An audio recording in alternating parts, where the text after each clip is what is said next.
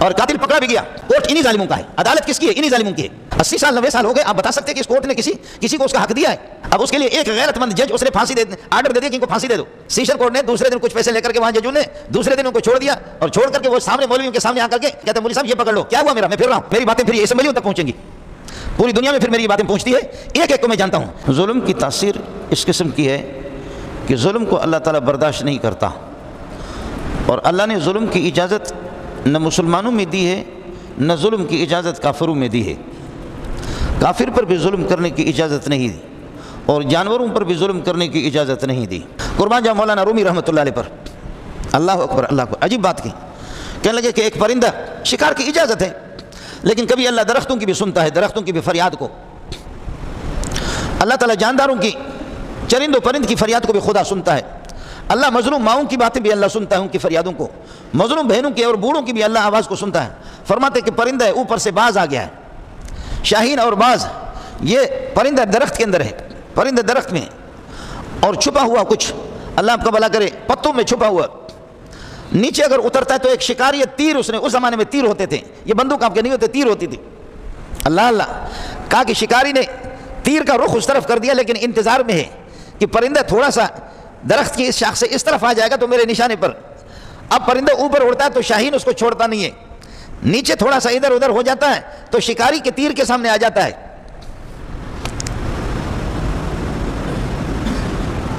اللہ اکبر۔ مرغ بیچارہ چنچارہ ندید از قضائے آسمان ہائے کشید، پرندے نے دیکھا کہ کوئی صورت نہیں ہے کہ کیا کروں، از قضائے آسمان ہائے کشید، آسمان کی طرف دیکھ کر کے کہا کہ اللہ اوپر تو باز ہے، نیچے آ جاتا ہوں تو یہ ظالم شکاری تیر میرے طرف اس نے رخ کیا ہوا، میں کیا کروں۔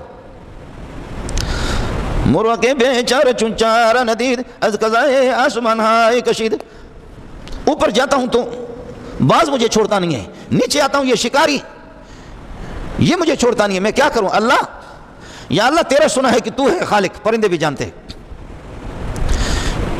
یا اللہ ہم تو پرندے ہیں لیکن ہم بھی جانتے ہیں کہ تو ہمارا خالق ہے، تو طاقتور ہے، کر لے کچھ۔ بات ذرا سن لینا، مولانا روم رحمۃ اللہ علیہ کی بات آپ کو بتا رہا ہوں، کہہ رہے کہ نیچے سے اچانک تیر والا شکاری تیر اس طرف رخ کیا ہوا اپنے کمان کا، اور تیر کا رخ کیا ہوا، اوپر سے باز جو ہے نا اس طرح بازوں کو دیکھا ہے، باز جیسے آپ کا ہیلی کاپٹر ایک جگہ پر وہ ہوتا ہے تو باز اپنا سر اس طرح نیچے کرتا ہے اور اب اپنے پروں کو اس طرح کرتا ہے۔ آپ لوگوں نے نہ باز دیکھا نہ کوئی پان دیکھا اور نسوار کا ڈبہ دیکھا، اور کیا دیکھا، پان دیکھا ہوگا اور نسوار کا ڈبہ ہی دیکھا ہوگا، پر کیا اس طریقے پر باز جو ہے نا سر اس کے نیچے، اس کو ہزاروں فٹ اوپر سے نظر آتا ہے نیچے، اتنا نگاہ اس کی نگاہ اتنی تیز ہے۔ اب باز اس طریقے پر اس نے اوپر ہیلی کاپٹر کی طرف بریک لگایا ہے کہ یہ نکلے، اور شکاری اس میں کہ اس شاخ میں یہ تھوڑا سا چھپا ہوا اس طرف اگر ہو جائے تو میری تیر لگ جائے، اور پرندے کے لیے کوئی صورت ہی نہیں ہے، اوپر جائے تو پھر وہ نیچے تو شکاری اس کو مار دیں۔ تو اب پرندے نے کہا کہ اللہ ہم بھی سمجھتے کہ ہمیں پیدا کرنے والا مولوی صاحب نہیں ہے، ہمیں پیدا کرنے والے چودھری صاحب نہیں ہے، ہمیں پیدا کرنے والے آپ کی ذات ہے، اے اللہ آج بچا، ان دونوں سے بچا کر کے دکھا تو دے۔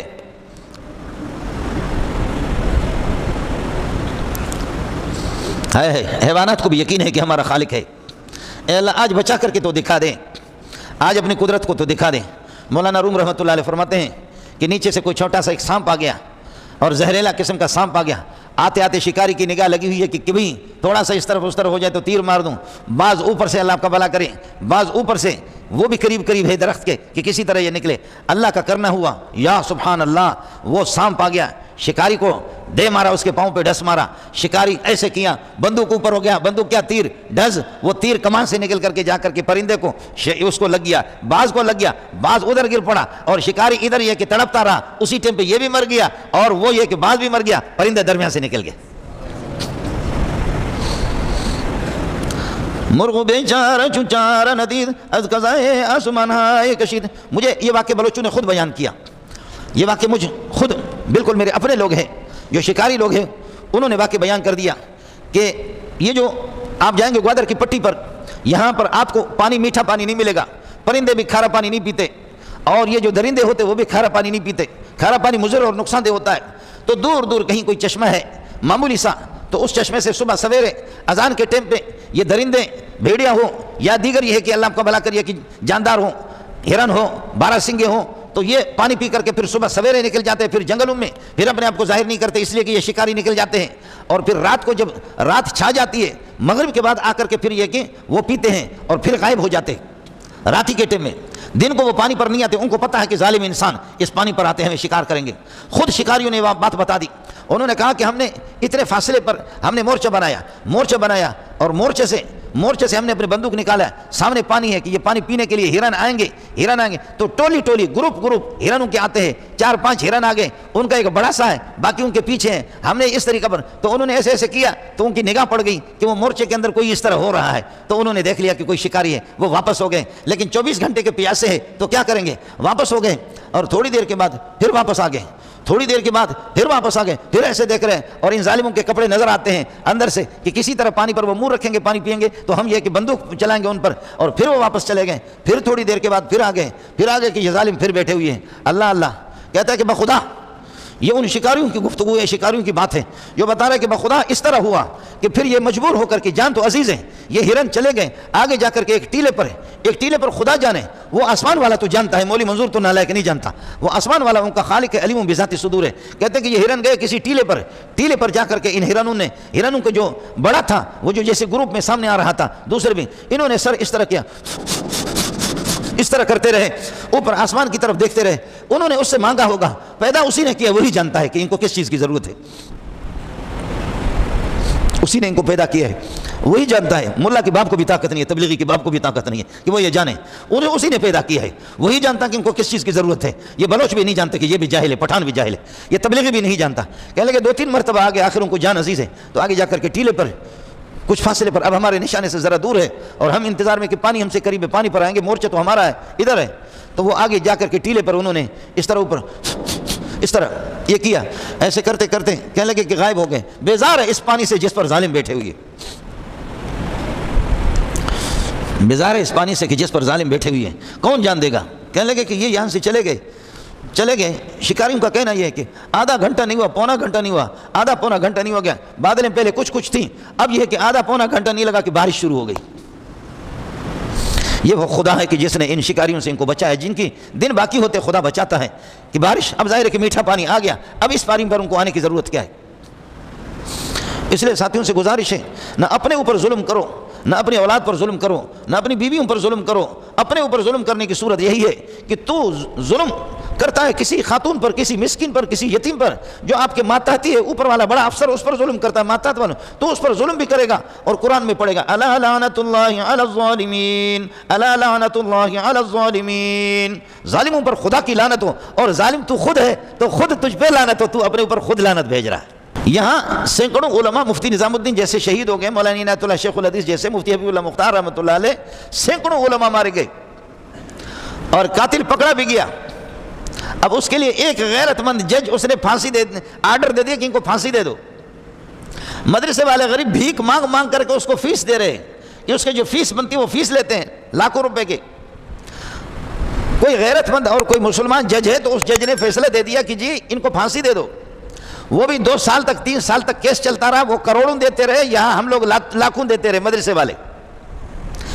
والے لاکھوں دے رہے, اور اس کے بالمقابل جنہوں نے قتل کیا قاتل کے لوگ کروڑوں دے رہے اپنے وکیل کو. آخرکار غیرت مند کوئی جج ایمان والا اس نے فیصلہ دے دیا کہ ان کو پھانسی دے دو. اس عدالت سے انہوں نے سیشن کورٹ میں چیلنج کر دیا کہ نہیں, یہ فیصلہ صحیح نہیں ہے. انہوں نے چیلنج کر دی اور اپیل کر دی. سیشن کورٹ نے دوسرے دن کچھ پیسے لے کر کے وہاں ججوں نے دوسرے دن ان کو چھوڑ دیا, اور چھوڑ کر کے وہ سامنے مولویوں کے سامنے آ کر کے وہ اپنے شلوار والے پر ہاتھ لگا کر کے کہتے ہیں مولوی صاحب یہ پکڑ لو, کیا ہوا میرا, میں پھر رہا ہوں, اب دوسروں کو بھی ماروں گا, خدا کی قسم یہ تو ہوتا ہے. کہتے تمہارے ان مولویوں کو بھی میں نے مارا ہے, اور اب کیا کیا تم نے. اور پھر میرا وکیل ہے, میں 10 لاکھ روپے اس کو دے رہا ہوں کہ میرے کیس میرا لڑو. 10 لاکھ میں نے دے دیا.